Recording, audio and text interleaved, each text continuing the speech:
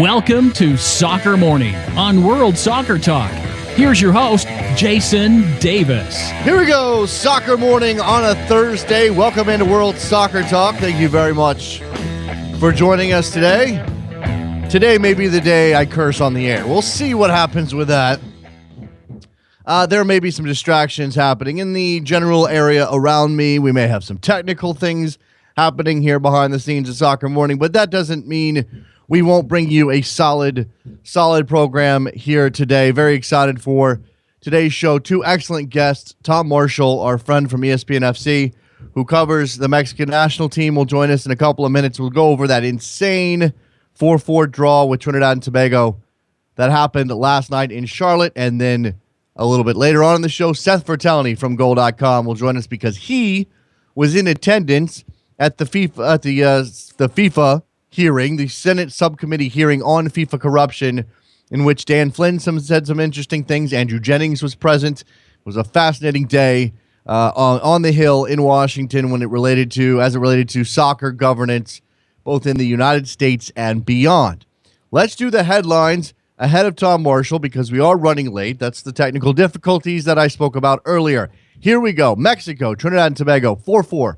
Crazy draw in Charlotte, North Carolina last night. At various points, Mexico was up 2-0. Then they were up 4-3 with just minutes to go. Not even, we may have been in stoppage time. I have to go back and look at the box score of that thing. I watched it in real time, and it was such an insane match that you kind of lost track of when things were happening. Yeah, both the fourth goals for each side came after full time, after 90 minutes. So we were into added injury time when Mexico scored their fourth, and then on a set piece on the other end, Trinidad and Tobago gets a goal from Johannes Marshall that tied it up again, gave Trinidad and Tobago the group win in Group C. Now they move on to the quarterfinals, and obviously the Mexicans move on to the quarterfinals as well, but here's the rub. They've got to face Costa Rica now in New Jersey on Sunday, rather than having a slightly easier path by facing Panama that same day. So your quarterfinals for the 2015 Gold Cup are set. The USA will face Cuba in the quarterfinals after Cuba beat Guatemala 1-0. This is a surprise only because, hey, remember, Cuba got throttled by Mexico 6-0.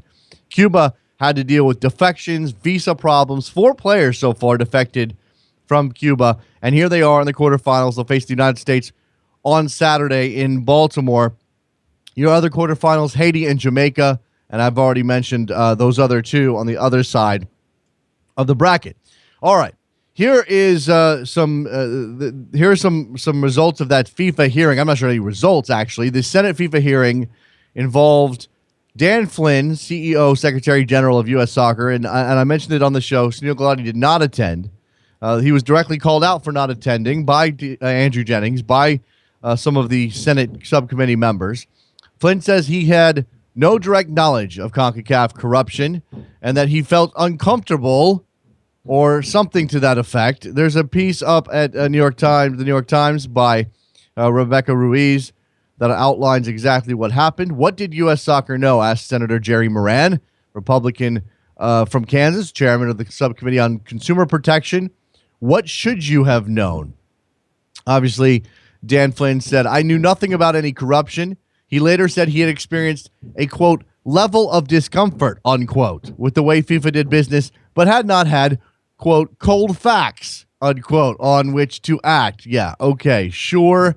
U.S. Soccer stood idly by while things were happening because it benefited them especially. Number 4 here today, Columbus beating Chicago at Toyota Park 1-0. Kai Kamara with his lead-leading 13th goal. Ethan Finley with his lead-leading 11th assist for Columbus as they get on the right side of things against a Chicago side that is just abysmal right now. Chicago, they did have a win against Seattle on Saturday, but of course we know how banged up and shorthanded Seattle was in that game. Meanwhile, Columbus, this is their third win in 5 after they had a loss to Montreal last week up in Canada.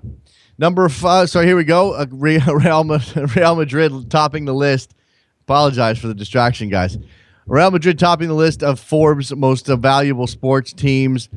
$3.26 billion Real Madrid is valued by Forbes. Dallas Cowboys and Yankees, New York Yankees coming in just behind at $3.2 billion. Manchester City is 29th overall at 1.39. Chelsea 1.37 is at 31st, and Arsenal is 36th at 1.31. So there you go. Your values that of sports teams, because that matters a whole lot to you.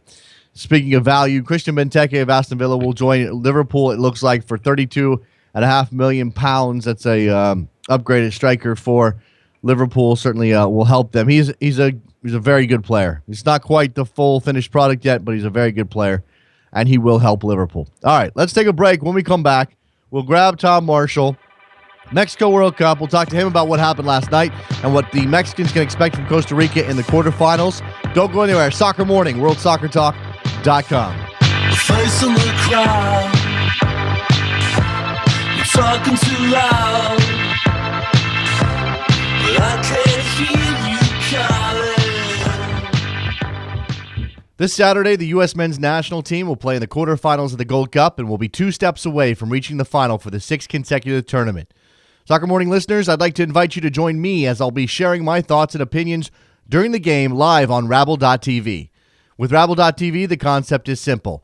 All you have to do is tune into the broadcast on TV, press the mute button, and then head on over to Rabble.tv to listen to me sharing my analysis. With Rabble, you can listen to my broadcast on your desktop, through your iOS app, and now through your mobile browser. You can join in too by posting your questions or observations in the comments section. Will Jurgen Klinsmann be able to get this U.S. team firing in all cylinders again? Find out this Saturday, July 18th at 5 p.m. Eastern, and cheer on the red, white, and blue with me live on Rabble.tv.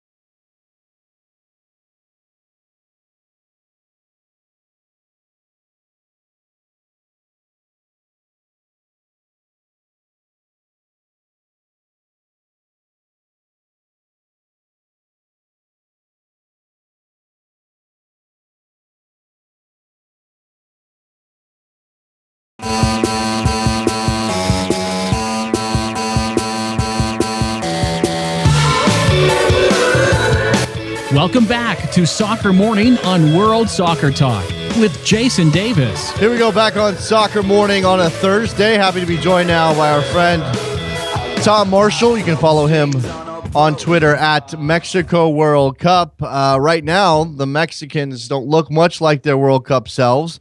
Last night in Charlotte, final group stage match with the win, with the top spot in the group on the line. They draw with Trinidad and Tobago 4-4 in one of the most insane, possibly the greatest Gold Cup game of all time, Tom.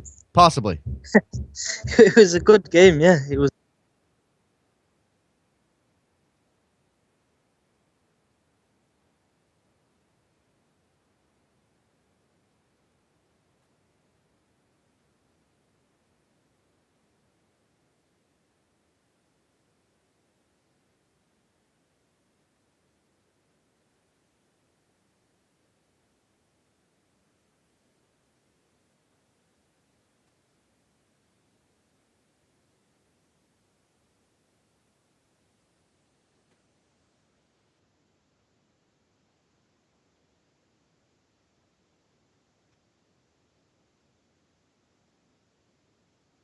home, in front of passionate Mexico fans, and can only draw against Trinidad and can only manage a draw against Guatemala. So, the knives are definitely being sharpened amongst the Mexican press contingent.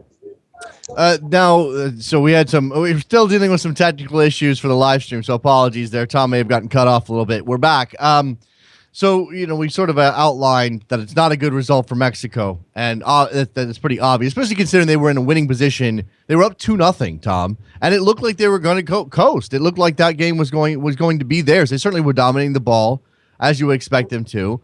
They were creating chances. There was plenty of opportunity to extend that lead, and ultimately they just, I don't know. I mean, Trinidad and Tobago was clinical. They were clinical, yeah, but I thought Mexico gave the ball away, and Miguel Herrera said after the game, Mexico gave the ball away far too easily, and lacked a bit of kind of nous, or kind of like football intelligence and intelligence of controlling the game, and instead of piling forward, kind of controlling the ball and killing the game dead there, and they didn't do that, and they let Trinidad and Tobago back in it. Some really awful defensive mistakes, which really it doesn't look good going forward. I mean, there's some real question marks there. I'd say more than anything, a lot of question marks now with this Mexico team. I mean, defensively, in what kind of shape it is going forward, what formation he's going to play, what's the spirit in the camp at the minute, considering that you've just drawn against Trinidad, and then a few days ago you drew against Guatemala. I mean, these are really bad results for a Mexico team that has, a lot of talent, player for player. For me, I've said it before, Jason, the best team player for player in this tournament, and it's just not being shown on the field right now. It certainly is not. Now, how much of that reflects back on Miguel Herrera? Because at one point in time, Mexico was flying high under Piojo, and it was everything was great, and his enthusiasm was infectious. And I think you and I talked about what happens when that message sort of becomes tired, and he doesn't have that impact anymore. And it's not about being enthusiastic about playing for Mexico; it's about getting the job done. Has he reached that point right now? He's in a difficult situation. This has been a bad summer for Mexico. I mean, obviously the Copa America, Mexico out in the group stage, and the big excuse was it's the second team, and then you come to the Gold Cup, you draw the first two friendlies against Costa Rica and Honduras, and then you draw two of the three group games. So he's under pressure. He's been changing formations from 4-4-2, 4-4-3-3, 5-2-3, and then last night 5-3-2.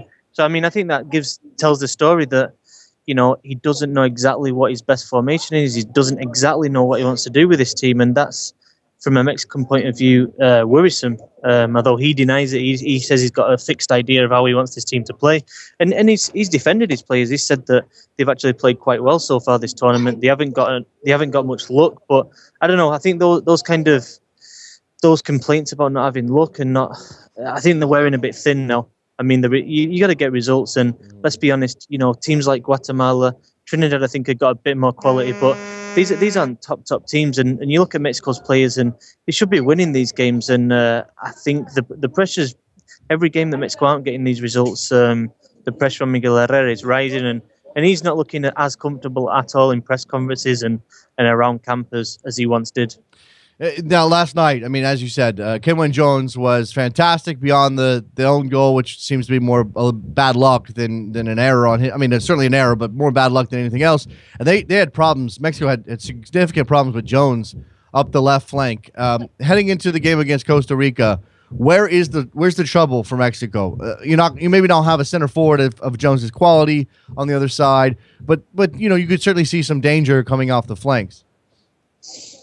Yeah, definitely. I mean, we don't know what formation Herrera is going to play. I think that definitely on the flanks, if he plays a back four, then I think Aguilar and Layun are weak defensively. I think that any team will try and get in behind them.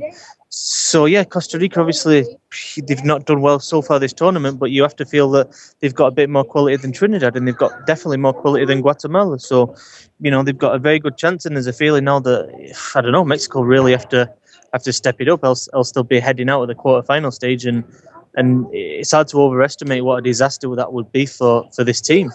It's been a lot of talk, Tom, about CONCACAF getting better overall, and certainly the gap closing between the top teams. and everybody else. And Herrera has made a lot of comments about this and spoken about, I believe, before the Guatemala game, he said something about there are no giants anymore in CONCACAF. Things have changed.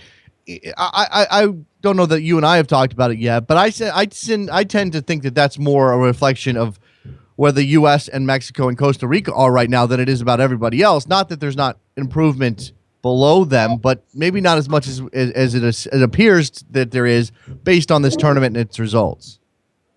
Yeah, I mean, I think that it's not just CONCACAF. I just think, the smaller nations now are nations with less resources. I think coaches are better. I think there's more awareness of how to get results against better teams. I think that's just general in world soccer.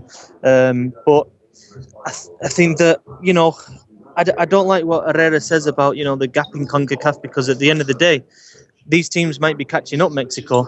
But the idea for Mexico, for me, their idea should be to catch up the big teams. So I think, all right, these teams are catching up. They're more difficult to beat. But I think the overall general question that Mexico has to ask and the Federation has to ask is this Mexico team under Miguel Herrera catching up Germany and Argentina? I know that might sound slightly ridiculous, but with the resources that this Mexican Federation has, with the players, the size of the country, Mexico should be a top 10, top 15 nation. And I think that's the wider question is, why can't it even put away a team like Guatemala? Why can't it put away Trinidad? And the longer term question is, how is it going to get to where it needs to be, which is a top 10, top 15 nation? And I think that's a huge question that isn't really asked much in Mexico, because I think it's quite short term, the vision for the national team. So at this point, somebody made a joke last night. I can't remember who it was. Somebody that I follow on Twitter. They said if this doesn't go well, and it was in the middle of the game. It may have been when Mexico was in a losing position, and they obviously came back and actually took the lead. But if they had lost that game, I think the joke was, I'm not sure that they would let Miguel Herrera coach the quarters. That the owners may have taken an emergency meeting, obviously the Liga MX owners, and ousted him. Now, it's obviously not to that point. He still got them into the quarters. They still have an opportunity to go win the tournament. But is there a possibility that, if that doesn't happen, we're talking about a New Mexico manager in a month's time? From what I've heard, I mean, and it will depend on what happens over the next, couple of weeks. I mean, get to the final, lose a tight game against the US, and I think that's a different story. I think go out against Costa Rica and lose 2-0, and really play badly, and then I think there will be definite questions. From what I've heard, I think he will be given at least until the qualifiers and see how the first few qualifiers go before any decision is made. But I think that will really depend on the results and the way that this happens. And if Mexico don't win the Gold Cup, then the manner that they lose it. But I don't know. And on Miguel Herrera as well, because I think sometimes he doesn't help himself with some of his comments. I think that he's making these excuses, and against Trinidad it was his defense and lack of concentration, and then against Guatemala it was his attack, and he's just and he's always bringing up this element of luck that Mexico haven't had the luck. But I think in the modern game, you listen to other managers like, Santos Laguna's Pedro Caixinha, or, even the Guatemala manager, listening to him, and he's coming up with reasons and actually explaining what happened in the game. And I think Herrera's lacked that a little bit. At this point, okay, let's come back to Costa Rica and just talk about the challenge in front of them. As you said, Costa Rica hasn't been impressive in this tournament so far either. Neither one of these teams is at the level we expected them to be coming in. In fact, Costa Rica finishes second in their group to Jamaica. That's something of a surprise, although that's I don't want to slight the Jamaicans. Now, with these two teams fairly desperate in the sense that not only do they want to win this match and move on to the semifinals, but they also want to prove something to the rest of the region, prove that they're a danger to go win the tournament. Costa Rica wants to break the U.S.-Mexico dominance. What's the storyline that most interests you here? And are we going to see something fairly cagey after all of this? Well, I mean, they played a couple of weeks ago, and it was a 2-2 draw. So I think there's not much between the two teams at the minute. I think Miguel Herrera is going to stick with his 5-3-2, so I expect it to be a little bit more open. I think Costa Rica feel definitely from that first friendly they played a couple of weeks ago that they feel that they can do Mexico damage. I don't think it's going to be exactly the same as, say, Mexico-Guatemala, which was 80% possession Mexico. So, but I'd say that both teams go into the game under pressure, but it's Mexico that has the most pressure because one chap there is. He's starting a new process. He's starting a new path to the next World Cup after taking over from Pinto. So I think he's got a bit more leeway, and obviously Herrera, the Mexico coach, doesn't. I think at the moment, looking at the game last night, it's flip a coin. I mean, you feel like at any point Mexico have the quality to kind of switch on and become the side that we saw last year at the World Cup, and if they can do that, then there's no reason why they can't defeat Costa Rica, defeat the United States, and win the Gold Cup. But we've not seen that side really since the World Cup, so it's obviously a huge worry. Giovanni Dos Santos came out of that game last night injured. Now this is unfortunate timing for the Galaxy, who had just officially confirmed ahead of the game that Giovanni Dos Santos would be joining them after the Gold Cup. I know from speaking with people that the FMF was hoping to delay that announcement and avoid all of those questions. It did come out. What's the extent of his injury and what's the prognosis on him playing for the rest of the tournament? It's a left abductor. I think that's right. I think that's how you describe it in the translation. So it's not a fracture. They're going to carry out some more tests today, but the Mexican doctor last night told us that 3 to 5 days. So I'd say it's very unlikely that he's going to make the Costa Rica game on Sunday, considering he won't be able to train in that time. And then moving forward, he'll probably be okay for the rest of the tournament. So Galaxy fans can breathe easy. Absolutely, and lots of money being spent on Giovanni Dos Santos. And Tom, we've sort of already outlined this, but just give a refresher from your perspective of how the reaction has been, both officially, within the Mexico camp, and I know Miguel Herrera has said this won't affect anything with Dos Santos, but also among the fan base, because I know that it seems, and I don't want to paint everybody with the same brush, but it seems as though this is an unpopular move on the part of Giovanni. Yeah, he actually went around the stadium last night and did like a periscope of, asking Mexico fans what they think of the move, and the vast majority were, he's gone there for the money, it's not good for him, he should have stayed in Europe and kept and played in one of the top leagues. So that was the general consensus. But then there's also that element of it's good to have him here because we can go and see him. Mm-hmm. So yeah, I mean, yeah, I think it's huge. I mean, it is a huge deal for Mexican soccer, and it's gonna really put a lot of attention on MLS, not just from Mexican Americans and Mexicans in the United States, but south of the border as well. I mean, it's going to be, journalists are going to go up there. People down in Mexico are going to really start watching the league because of Giovanni, because he is, he's one of the most popular Mexican players. I'd say is top 3. The most popular Mexican player with Chicharito. You've got Vela, Guardado, Ochoa, and Giovanni Dos Santos is definitely up there. The move has been called by at least one outlet the biggest signing in MLS history. I don't know your full appreciation of MLS history, Tom. I'm certainly you're aware of things the last couple of years, but going back all the way, do you buy that? Do you buy? Obviously Beckham stands out, but is this potentially bigger for MLS than any of that, if only because of the market that they tap into with Giovanni Dos Santos? I think it's difficult to say it, without seeing him and seeing what he does. I mean, I think that if there is a question mark, it is his discipline off the field. He has had a reputation for going out. He will be in Los Angeles, so we have to see what he does on the field. But potentially it is huge. I mean, I think Beckham was also absolutely massive, because before that nobody really understood MLS, and I think when Beckham came, obviously that was a just huge calling for the whole league. So Giovanni, if he can get it together, then just absolutely huge. I mean, speaking to people last night, and it's not just in people in Los Angeles, but when Galaxy play away, when they play in Chicago and play in Houston, I travel around and you speak to people, and people tell me that there's a bit of a disconnect between the Latino community, the Mexico fans, and their team in places like Houston and Chicago.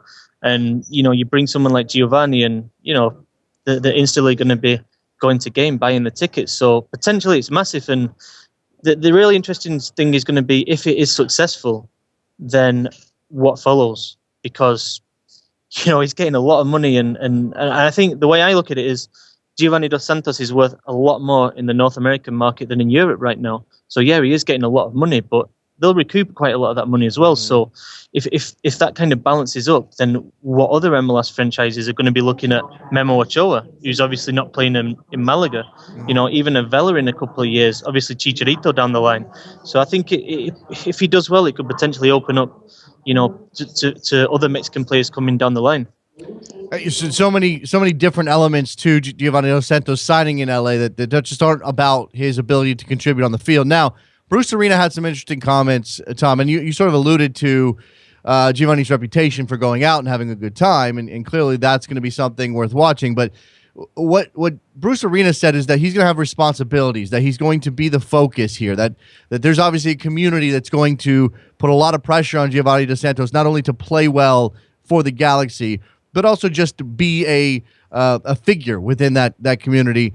In essence, he has stepped from being a moderately talented fish in a pretty big pond in Europe in various places to one of the biggest fish in a smaller pond here in the United States. Is that something he can handle mentally? It's a difficult one. I mean, I think Giovanni Dos Santos has been harmed. His reputation was harmed when Harry Redknapp at Tottenham, he said, Giovanni just can't walk past a nightclub without going in. So I don't know how fair that was, but I mean, from what you hear, he does have that reputation. I think he has definitely become more mature. He's making a lot of money, so you expect him to obviously be extremely professional about how he goes about it. But it is a question mark. It is definitely a question mark, and I think that one of the positives that Arena, such an experienced coach, a coach who's not going to stand for whoever it is. He's not going to stand if a player's having problems with discipline. He's going to come out and call them out, and I think that's a real positive for Giovanni compared to going to a club where, perhaps the coach will just play him because he's the highest paid player and therefore he's the star of the team and he'll just walk.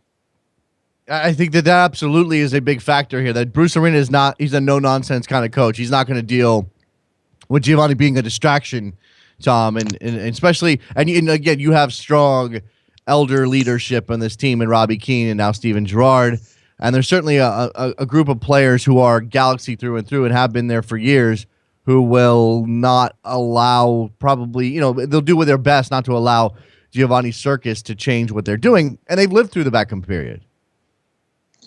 No, yeah, definitely. I think, I think the setups there. I think he's definitely gone to the right MLS club. I mean, I think it's well established. Obviously, that club has also lived through the Beckham thing, so it's probably going to be something quite similar in terms of that area, the Los Angeles area and the Southern California area, because Gio is that popular. I mean, look at the group stage of this Gold Cup. The power of Mexico fans economically in the United States is huge. I mean, that's nothing new. But I mean, look at the group stage. There was double the average attendance in Group C than the other two groups. I mean, and obviously, the United States plays the Gold Cup at home, but Mexico's got double the attendance.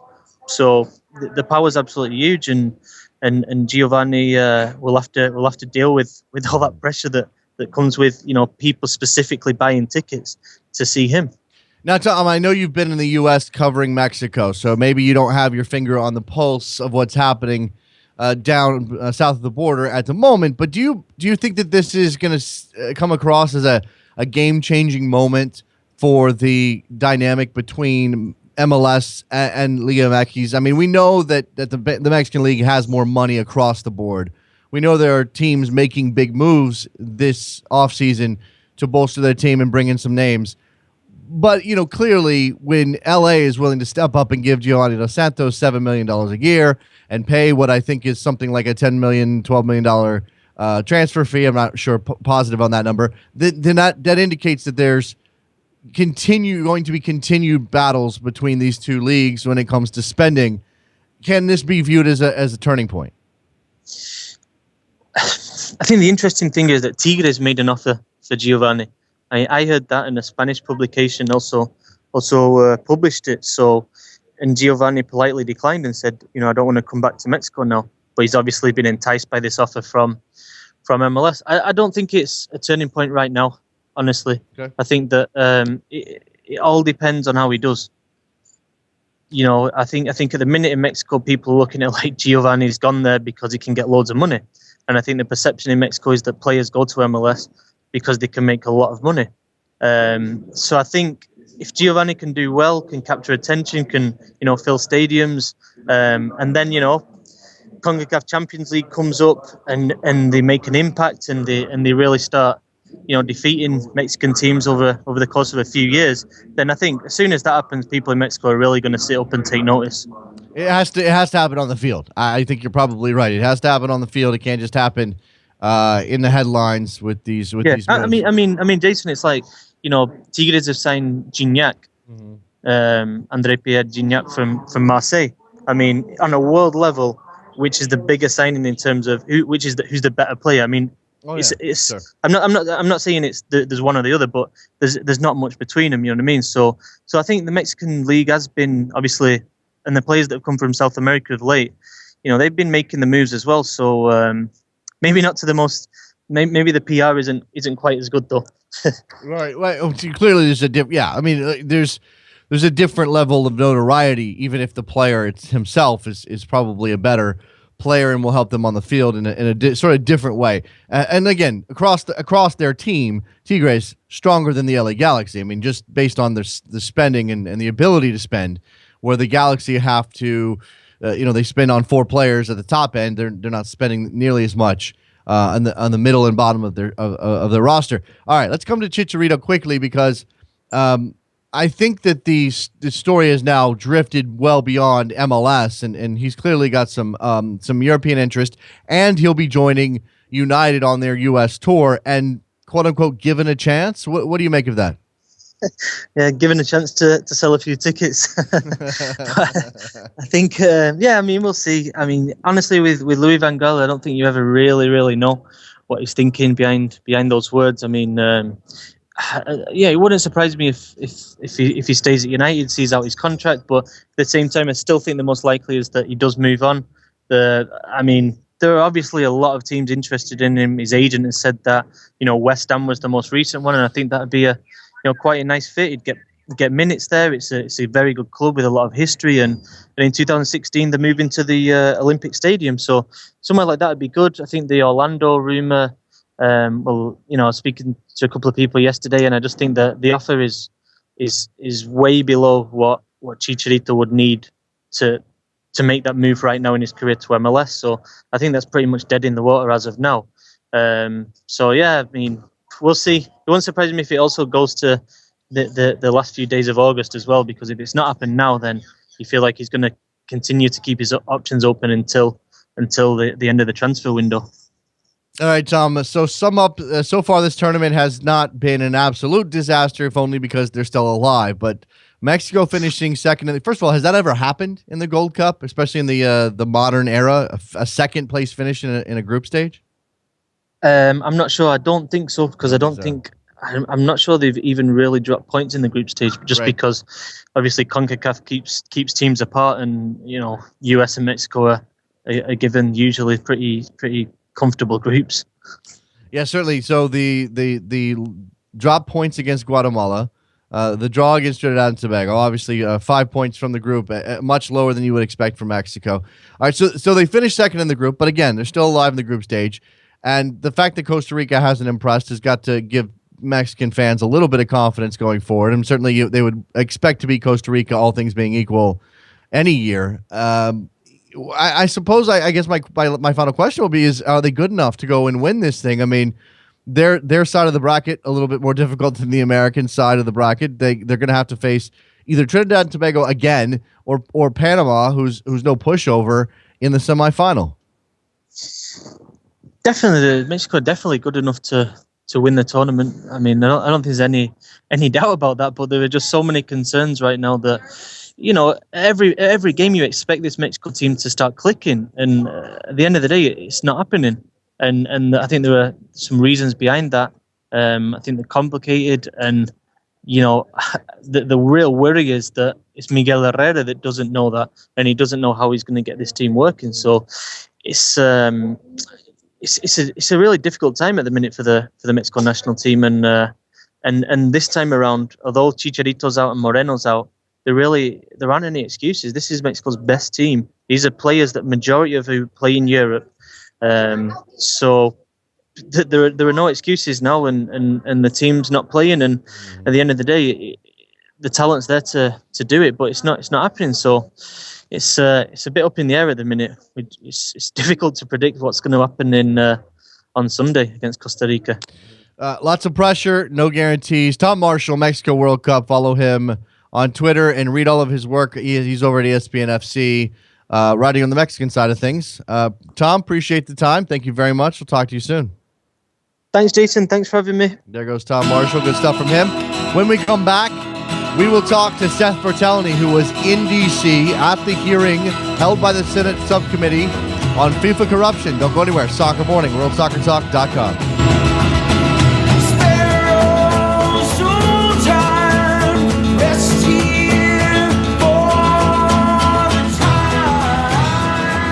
This Saturday, the U.S. men's national team will play in the quarterfinals of the Gold Cup and will be 2 steps away from reaching the final for the 6th consecutive tournament. Soccer Morning listeners, I'd like to invite you to join me as I'll be sharing my thoughts and opinions during the game live on Rabble.tv. With Rabble.tv, the concept is simple. All you have to do is tune into the broadcast on TV, press the mute button, and then head on over to Rabble.tv to listen to me sharing my analysis. With Rabble, you can listen to my broadcast on your desktop, through your iOS app, and now through your mobile browser. You can join in too by posting your questions or observations in the comments section. Will Jurgen Klinsmann be able to get this U.S. team firing in all cylinders again? Find out this Saturday, July 18th at 5 p.m. Eastern, and cheer on the red, white, and blue with me live on Rabble.tv.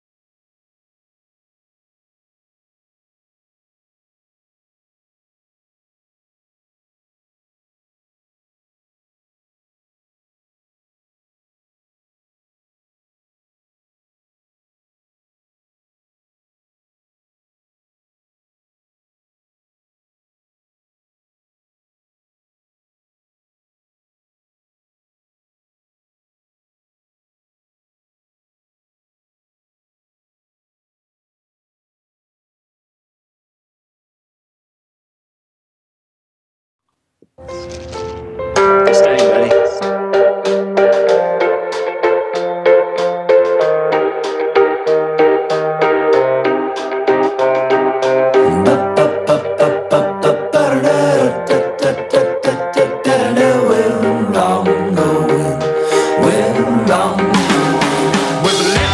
Welcome back to Soccer Morning on World Soccer Talk with Jason Davis. Here we are back on Soccer Morning, turning now to issues of FIFA corruption, because the Senate has taken notice. People up on Capitol Hill in Washington, D.C. Decided to hold a hearing yesterday, and this hearing involved Andrew Jennings, noted investigative reporter who has looked into FIFA corruption for years, Dan Flynn, CEO and Secretary General of U.S. Soccer, and a man who was there covering the event was Seth Vertelny from Goal. He's on the line with us now. Hey, Seth. What's up, Jason? So how many Senate subcommittee hearings have you attended in your lifetime? Oh, dozens, but yesterday was by far the most enthralling. Now, look, coming into this, for me, the main story, and look, we know, okay, we'll outline the context of these hearings here in a second, but coming in, the story for me was the fact that they had issued the Senate subcommittee on consumer protection, product safety, insurance, and data security, which is a hell of a name, had asked U.S. Soccer to send somebody. And they said, hey, you have a president. His name is Sunil Gulati. Why don't you send that guy? And U.S. Soccer basically said, well, we don't want to send anybody, but if we have to, we'll send Dan Flynn, CEO of U.S. Soccer. For you coming in, did I make too much of the bad look for U.S. Soccer that Sunil Gulati did not attend? Yeah, I think that it was a question of is it a bad look sending Dan Flynn in Sunil Gulati's place, or is it a bad look sending Sunil Gulati and possibly having him get grilled and saying something that maybe he wished that he hadn't said? So okay. I think in the end, U.S. Soccer decided that they would be better served sending Dan Flynn, a guy who is way less of a public figure than Sunil Gulati. I mean, I'd be willing to bet that a lot of people in the U.S. soccer community didn't even know who Dan Flynn was until yesterday. Sunil Gulati, obviously one of the more public figures in the U.S. soccer world, and as of 2013, a member of the FIFA Executive Committee. So I think that it was a calculated decision from U.S. Soccer to say, all things considered, we would be better off just sending Dan Flynn and let him take the brunt of the questioning. Okay, let's say this, and this is the context of these hearings. They don't tend to get a lot done. They seem to be more often about grandstanding on the part of the politicians than any actual information being delivered by the witnesses. We all remember there's a couple of touchstone moments in committees that we remember, one of them being PEDs in baseball and Mark McGuire and Sammy Sosa. How did Dan Flynn do in this particular environment where, again, it's sort of about Moran and Blumenthal and everybody else scoring their political points? Yeah, I don't think that there was a whole lot of information that we got. I think Flynn at times was a little awkward. There was some questions that he had to pause. There was one in particular where he started answering it and then consulted with an attorney for about 10 seconds and then started to answer again. But basically, Flynn kind of stuck to his talking points, which was that, U.S. soccer is only so powerful in the world of CONCACAF and in the world of FIFA. He said that U.S. Soccer had supported things like releasing the full Garcia report. U.S. Soccer had publicly backed Prince Ali against Sepp Blatter, and these were things that showed that U.S. Soccer was serious about reform.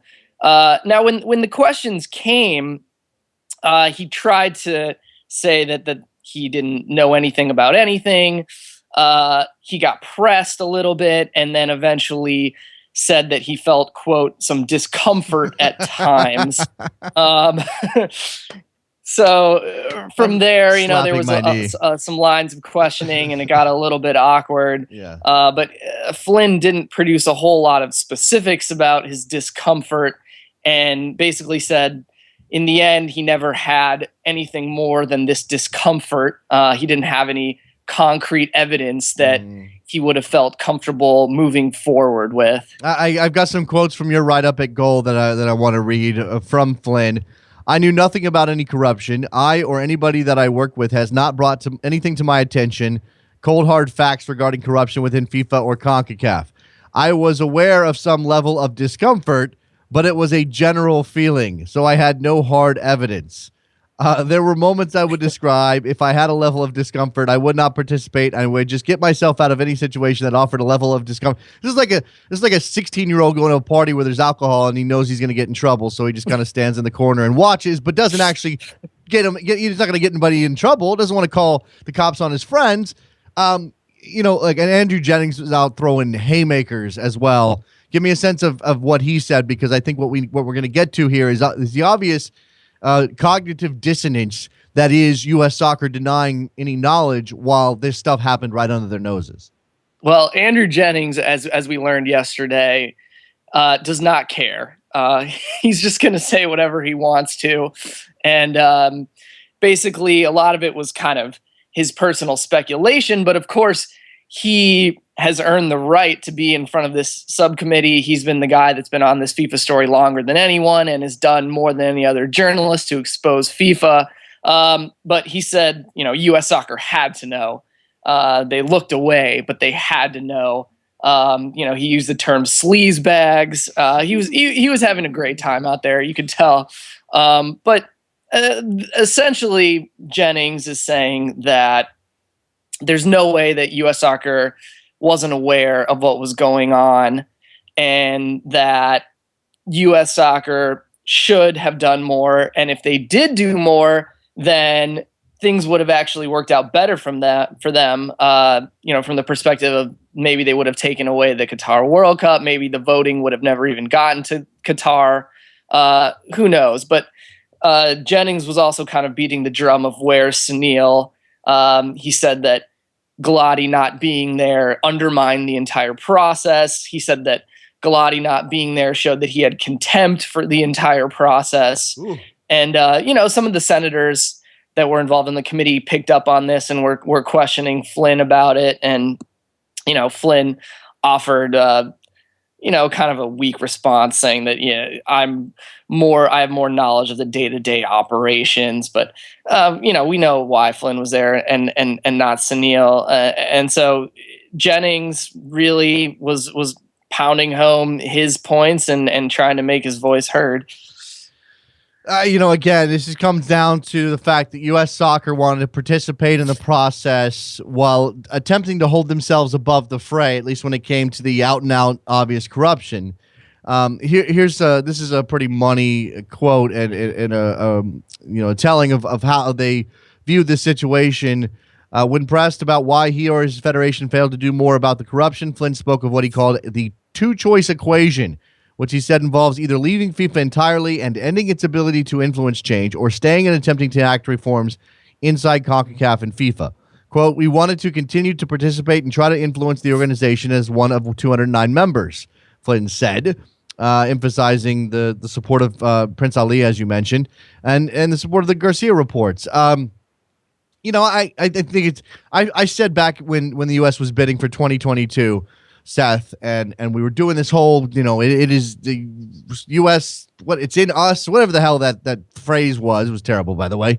I said throughout that process that if they weren't willing to participate in the FIFA shenanigans, they were naive and they weren't going to win, and why even bother? And I think I and a lot of people were proven right on that front, and yet they continue to do this.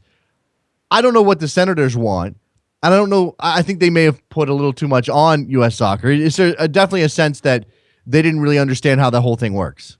Yeah, definitely. And I think that was one of Flynn's main talking points that he kept going back to was, we're just one federation. We only have so much power. You're calling U.S. soccer in front of a Senate subcommittee hearing to answer for the sins of FIFA and CONCACAF, which are obviously much bigger organizations than just U.S. soccer. U.S. soccer is one of 209 FIFA organizations. And even within CONCACAF, there are 35 voting members. And that was one thing that Flynn was saying, was even at CONCACAF meetings, he felt like the way that it's structured, with each nation having the same amount of power, one vote for one country, that he felt like the U.S. couldn't really do a whole lot when you're talking about 35 voting nations, 25 of which are from the Caribbean, which is where Jack Warner's from, Trinidad and Tobago. So this was something that he kept going back to again and again and again. We can only do so much within the current structure of FIFA and CONCACAF. Now, the whole thing sort of devolved, again, talking about scoring political points on the part of these senators who were there, Blumenthal and Moran, and I'm forgetting somebody else, but there was clearly a sense that they didn't want to just tackle FIFA corruption and U.S. soccer's role in it, or complacency, just standing by. They also wanted to hit on a bunch of other soccer topics. Right. They did bring up some of the issues with how much the U.S. women's team got paid for winning the World Cup compared to how much the men's teams get paid. Which, first of all, it's a more complicated issue, I think, than equal pay for equal work. Both the FIFA Women's World Cup and the FIFA Men's World Cup generate such different revenues, but the main thing was, it wasn't really related to what the committee was there for.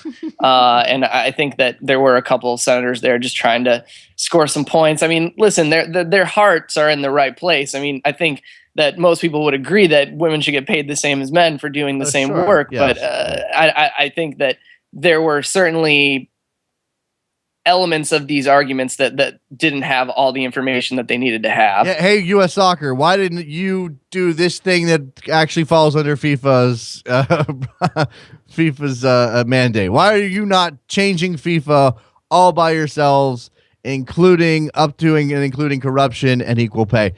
What was like I said, it devolved a bit. What was the funniest moment for you in terms of, the soccer fans are quick to fire shots at people who get stuff wrong. And I think sometimes we go overboard with Seth, but sometimes when, we're talking about a U.S. senator sitting up there bloviating, to have them get a name wrong or butcher some relationship or say FIFA wrong is a funny moment. Yeah, it is a little embarrassing for the senators involved when they're calling this subcommittee meeting and they say seep bladder and FIFA.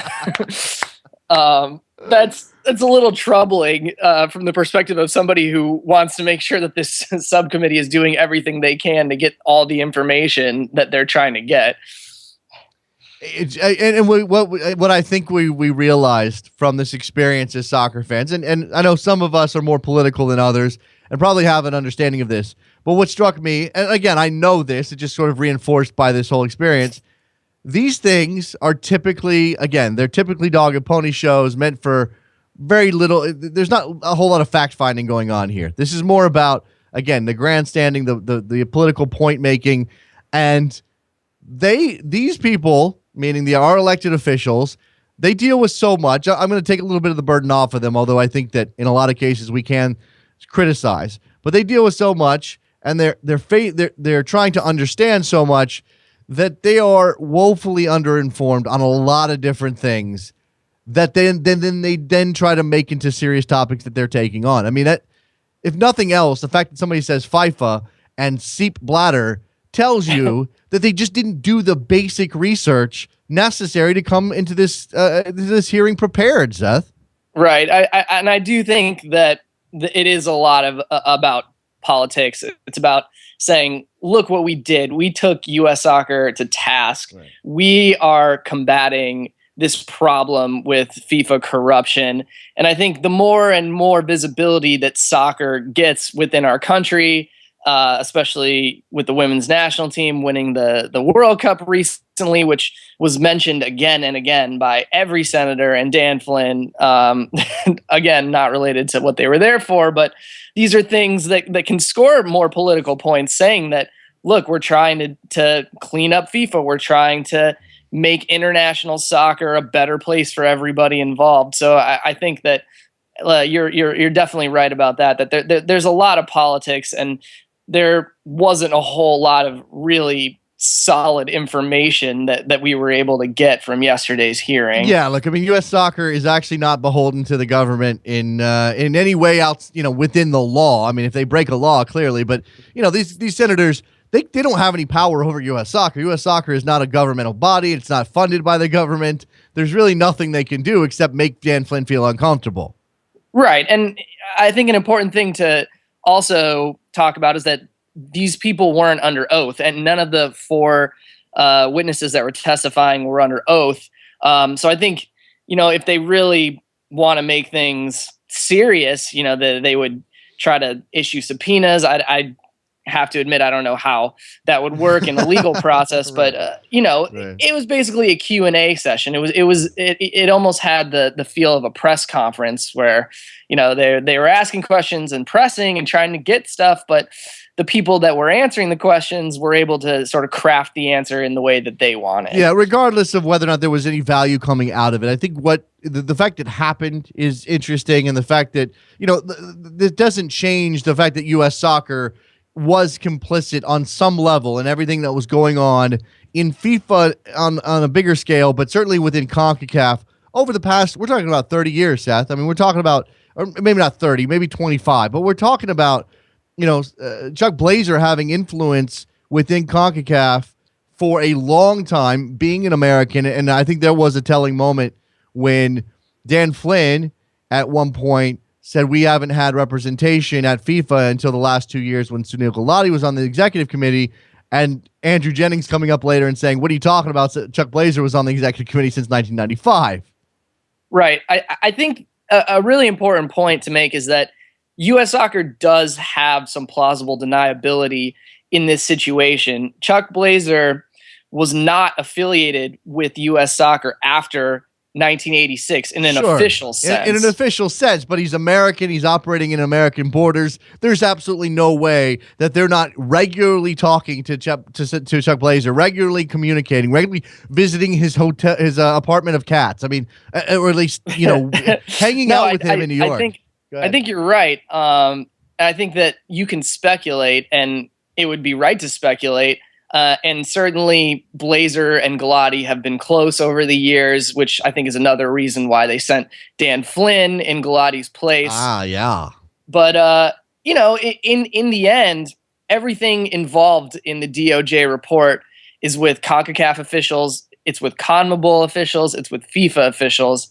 It doesn't touch U.S. soccer. And because of that, Right. Dan Flynn can get up in front of the subcommittee and say, I didn't know anything about any corruption, and probably get away with it. Yeah, we're talking about the difference between illegality and actually breaking the law the way that certainly everybody under that indictment did, and U.S. soccer's, as you said, plausible deniability. Let's all thank Ollie North for coming up with that back in 1987 or whatever it was, around the Iran-Contra affair. Thank you. That's where the level is now with plausible deniability. Seth Fratelli from Gold. Seth, the last thing here, and this is my tongue is firmly in my cheek with this question. But have we made it now? Has soccer made it? I mean, we got senators Richard Blumenthal and Jerry Moran. We got them sitting up there making a political issue out of soccer. I mean, Moran's statement to open up the proceedings said something about soccer's the biggest sport in the world and blah blah blah. We've made it, right? It's happened. I mean, soccer's on C-SPAN 3. I think that's pretty much all you need to know. But if we really want to say soccer has made it, the chairman of this committee has to pronounce FIFA right. Yes, that's probably true. Damn it, we're not there yet. Seth Fratelli from Goal. Go read his write-up on the events of yesterday on Capitol Hill as a bunch of senators got together and grilled Dan Flynn. Let Andrew Jennings do his thing. We've had him on the show. He's fantastic. Seth, thank you very much for the time. I appreciate it, man. Yeah, thanks for having me, Jason. All right, let's take a break. When we come back, we'll open up the phone lines to talk to you for a couple of minutes on a Thursday. Let's do that. WorldSoccerTalk.com. Soccer Morning. I'll be right back.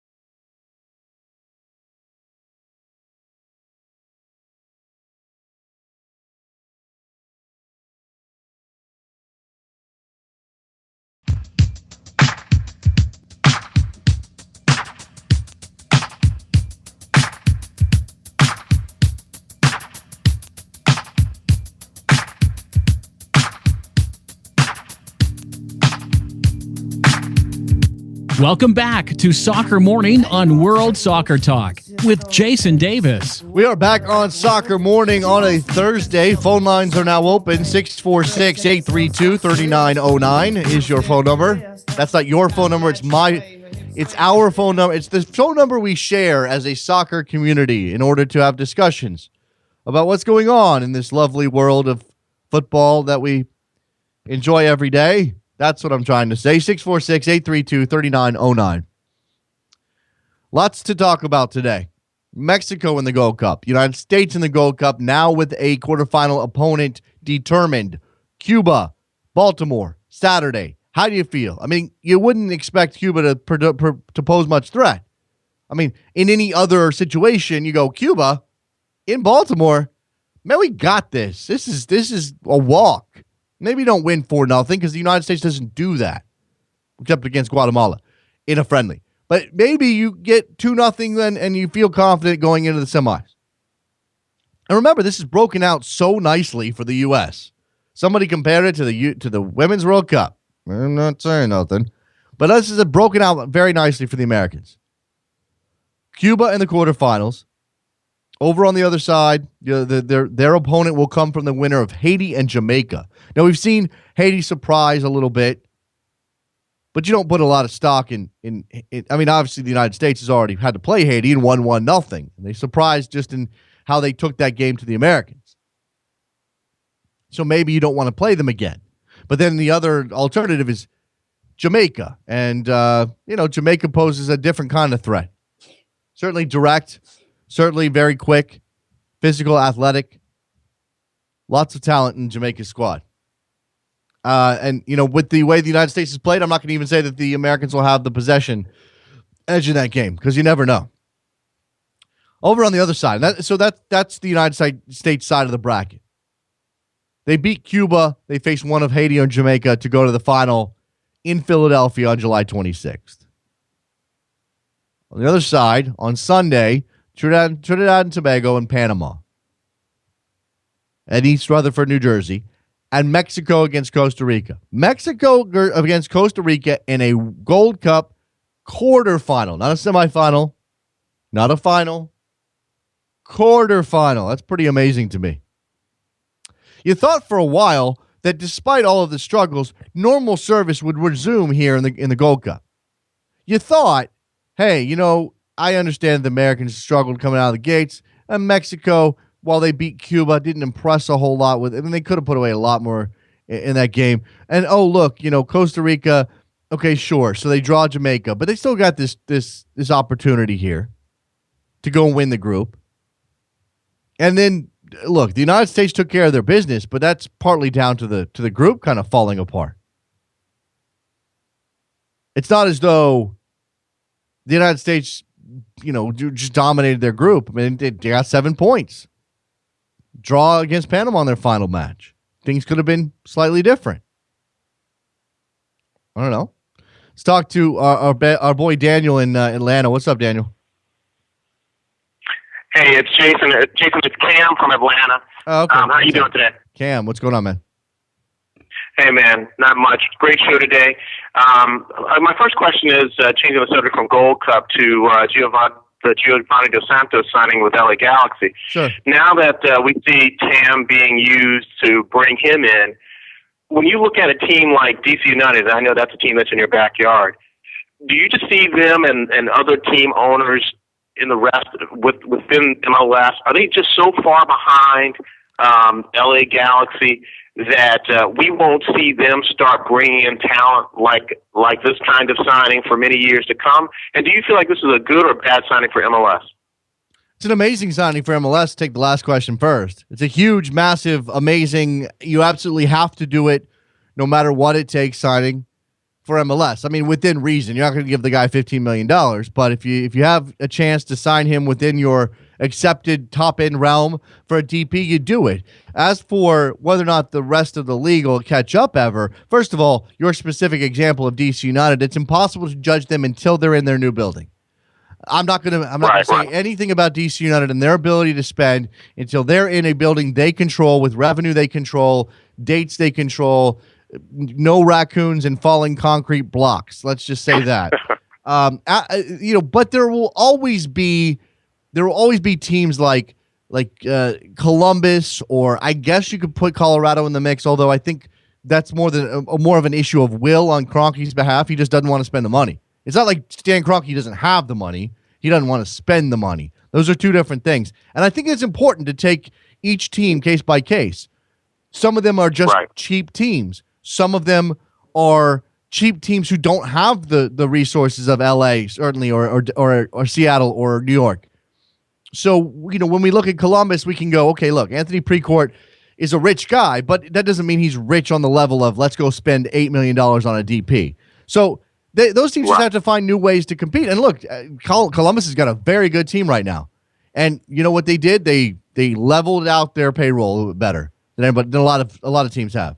New England has a very good team, despite the fact they're not spending lots of money on three players. They're spending a little bit of money, DP level money on Jermaine Jones. That's about it. Right. Well, do you see because it concerns me when I see a Stan Kroenke in Colorado. He spent, I don't know how many millions of dollars beefing up the front office. They have probably more people in the front office, sporting directors and directors of soccer, than any other team that I know of, maybe other than the LA Galaxy. And yet, the product on the field is horrible. Yeah. The Colorado Rapids have been horrible not only this season, but for the last 4 seasons. I mean, how do you explain it that an owner like Stan Kroenke has a franchise as bad as the Colorado Rapids? I don't think you can. I really don't think you can. I think if we're talking about the shame of MLS when it comes to which franchise is not only poor, but isn't trying despite resources, because Philadelphia, for as bad as things have gone in Philadelphia, for all of the problems under Nick Sakiewicz, their issue is more about resources than anything else. Jay Sugarman just doesn't have as much money as everybody else in the league, or a lot of teams in the league can't compete on that level. They've had some issues. I think we should be careful about asking people to spend their money. Like, hey, that's not my money, it's yours. Go spend it.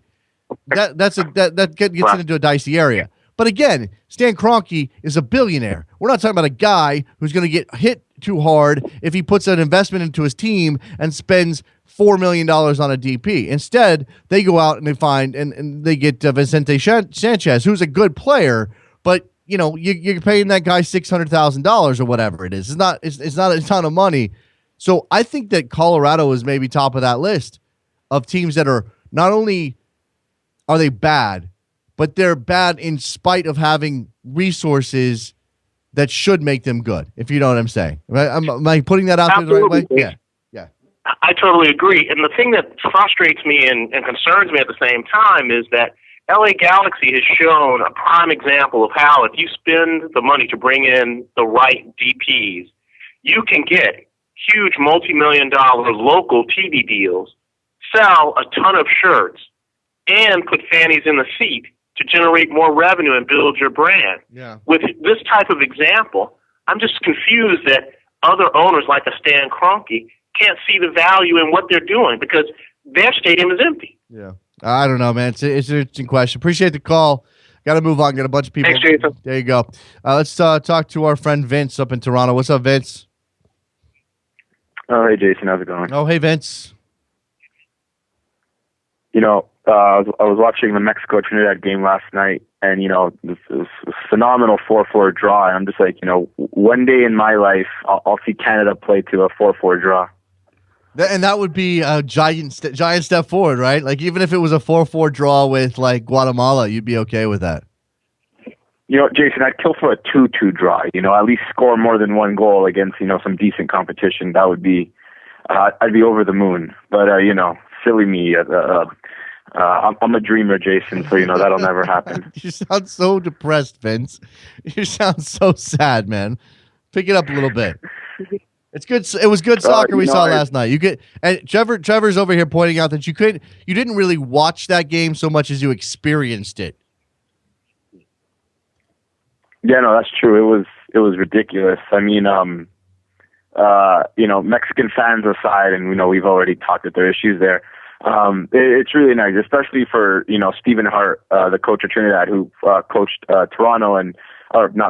Canada, and was the coach during the 8-1 debacle. It's nice to see him, come back here and have success with his home country. And I had no idea that Trinidad would come out of the gate like this. 3-1 victory over Guatemala, now this draw against Mexico, where a game that they could have won. But, nonetheless, hats off to them because, in all of the Caribbean, Jason, it's been a very fun tournament for those Caribbean nations. Yeah, absolutely. They've acquitted themselves very, very well. I mean, even Cuba, who manages to get a win last night in order to put themselves in the quarterfinals against over Guatemala. I mean, that's a big deal. Thanks for the call, Vince. I got to move on. Okay, Jason. No problem. Vince in Toronto. Let's try to get all of these people in. You guys are all calling, and I very much appreciate it. Roberto in Connecticut, you're on the air. What's up? Hey, Jason. Good morning. Good morning. I was just wondering, I don't know if you saw the list of the UEFA Best Player in Europe nominees. I did not. 10 nominees. I did not. What? Well, Trevor doesn't say it, I'll say it. So, anyway, the 10 nominees are Messi, Neymar, Suarez, Ronaldo, Vidal, Pogba, Pirlo, Suarez. Buffon. I'm trying to rack up the last one, but obviously we're going to know that it's going to be the top two, Messi and Ronaldo. But in your opinion, who do you think it gets the third best player in Europe? What did you? Okay, hold on 1 second. I'm about to pull up the short list because I want to get it exactly right. Let's see. Okay. Sure I got it right. So, well, you mentioned the name you missed was Hazard. So you missed Hazard, right? Okay. Yeah, Hazard. Let's see. Neymar, Pogba, Pirlo, Ronaldo. Man.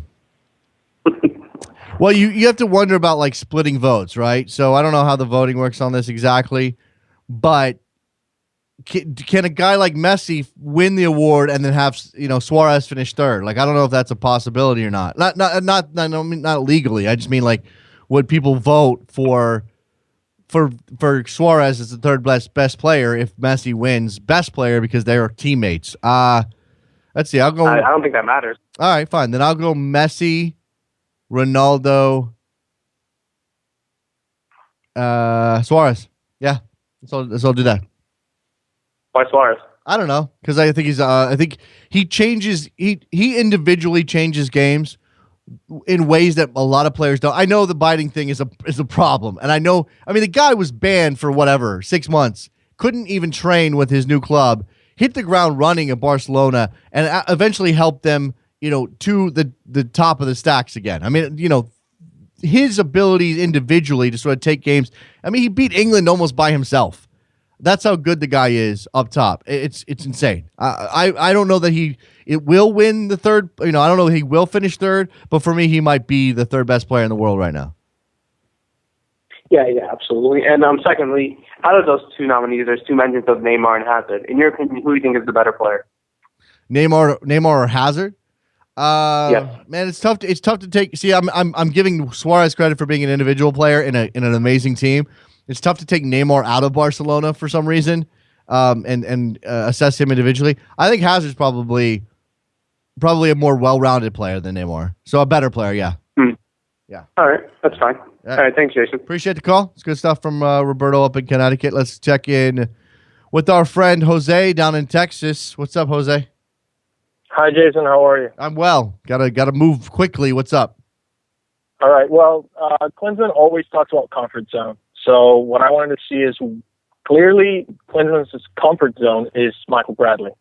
And I think we have an opportunity here in the quarterfinal, not to undermine Cuba, but to perhaps, find an alternative, given that, you never know what's going to happen in the future. We never know if Bradley's always going to be well. So how about looking for an alternative as a just in case? Who would you identify as that guy? Perhaps Mix Diskerud. I mean, he's been playing him. I mean, he was lost in the last game he played, but I think if we give him more of a forward position like the one Bradley's been playing, maybe he has more of a chance going forward. And I think with Beckerman, that would be a solid midfield. Okay. I'm not sure I'm sold on Mix in that role anymore, but I get what you're saying, Jose. It's possible. It's a possibility. You don't have a lot in this roster. You don't have a lot in that area. You just don't. And And that's why I'm saying that that's his comfort zone. But, I mean, we saw what happened in the World Cup when there was no one to substitute Josie Altidore, and it went downhill. I would hate for something like that to happen. And we are maybe in the Copa Centenario, next year, if something like that were to happen, we can't have all of our eggs in one basket. And that's all. Just as a fan, I would hate to have Michael Bradley to be injured or something to happen and then be out of ideas. Yeah, I agree with you there, Jose. Appreciate the phone call. I mean, you just get you are so in a position where if you do lose Michael Bradley, that may be the end of whatever quality you have. Eddie in Brooklyn, final call. What's up, man? Hi, what's up, man? Just to talk about your last caller, I want to credit my man Zeeks for this. Mixed Discarud is more overrated than tacos. Why isn't Sasha Kleshman getting any love? No, I agree that Sasha should probably get a look. But it seems as though once Klinsmann decides that, I mean, Benny Feilhaber's the guy. I mean, let's be honest about that. Benny Feilhaber's the guy that should step into that role if you lose Michael Bradley, and yet Jurgen Klinsmann seems to think that Benny Feilhaber is a bag of crap, and I don't get it. But go ahead. So Mexico, Costa Rica is the main thing I called about. I was talking with the missus yesterday. The winner gets my son. I think that's going to be the bet. Is she Mexican? I didn't know. Yeah. He's a Mexican Costa Rican born in the United States, but I think the winner is going to get my son. Oh man, that's tough. I mean, how old is he now? How old is he? Because I know he's playing. He's 7. He's 7. Yeah. My kid's got no choice. You got to be a USA fan. He's 7. He's 7 as well. That's rough, Eddie. I mean, that's rough. I mean, how do you feel? Kind of nervous. I'm not gonna lie. How do you feel about your boys right now? I mean, we were going to have to play Mexico anyway. I wanted to be on this side of the bracket to begin with. I didn't want to be on the U.S. side only because I saw a lot of vulnerabilities in Mexico. They haven't beaten us in the last 3 games. I think that's something that needs to be pointed out. In the 2-2 draw that we just played, for the first 45 minutes, we basically dominated Mexico, played them off the pitch. What I'm going to be curious about is what both managers who are feeling the pressure, what they're going to do tactically, because I think Mexico looked better playing a 4-4-2 and Costa Rica looked better playing a 4-3-3. But I wonder if Costa Rica will play the 5-man back line and Mexico will play the 4-man back line, which would be kind of ironic because it'll be both teams kind of flipping on their philosophies in the most important game of the year. So I think the build up to it, just watching tactically what the managers are going to opt for, I think is going to be the most intriguing part. I think that the crowd in MetLife is going to be ridiculously pro-Mexican, which is really going to help them out, because I remember being there in 2011 and they were just heckling Costa Rica and Honduras, but they were playing a game while they were waiting for their game against Guatemala, and this was like 3 hours before kickoff. So I can only imagine what it's going to be like on Sunday. I mean, we were going to have to play them anyway, so I'm not too worried about it. It's just, I mean, neither of us really deserve to win and move on to the semifinals. It's, to be perfectly honest, the final right now, based on form, should be Jamaica against Trinidad and Tobago. Yeah, but that's not how tournaments work. And you know that. And there's always a chance, and Costa Rica could very well surprise and go all the way and win the damn thing. And I mean, surprise at this point, but I don't think anybody would be surprised. Costa Rica's got the quality to figure it out. No, I agree. I think the winner of this game is probably going to end up making it to the final anyway. Whether they can beat the U.S., and even the U.S. hasn't looked good. I think Haiti looked the best out of Group A, to be perfectly honest, watching this entire tournament. I think the Caribbean, in every single group, the Caribbean team has been the better of the group. It's just, tournaments aren't going to work out that way. But I think the winner of this game will probably end up making a run to the final. It's just too much talent on both sides. Eddie in Brooklyn calling in, checking on his Ticos. Appreciate the call, Eddie. Got to move on. I got to wrap this one up. Yeah. Good stuff, man. All right, man. All right, see you later. There goes Eddie in Brooklyn. It's good to talk to him as always. All right, we are done here on a Thursday. It's been an excellent show. 2 fantastic guests, Tom Marshall, Seth Bertelny. Make sure if you missed it, you listen back to this one. All right, go to backheel.com/store, buy yourself a mug. I got one of them right here. They're pretty. They got the logo on them. The T-shirts are somewhere, and then we have backheel.com/store has T-shirts as well. And yeah, tacos are not overrated. What is wrong with you people? Tacos are properly rated in the fact that they are amazing. And I'll talk to you tomorrow. Later.